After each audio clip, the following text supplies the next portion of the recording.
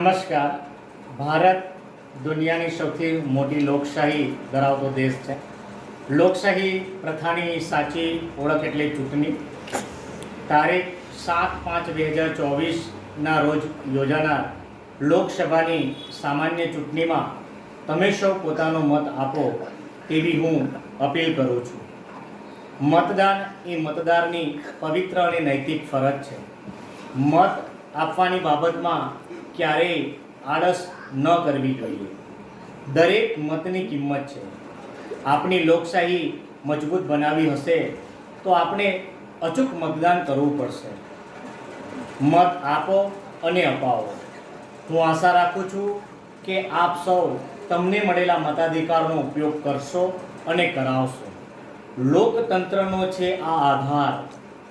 Vote ના જાય બેકાર. જય હિન્દ, જય ભારત. ભારત માતા કી જય.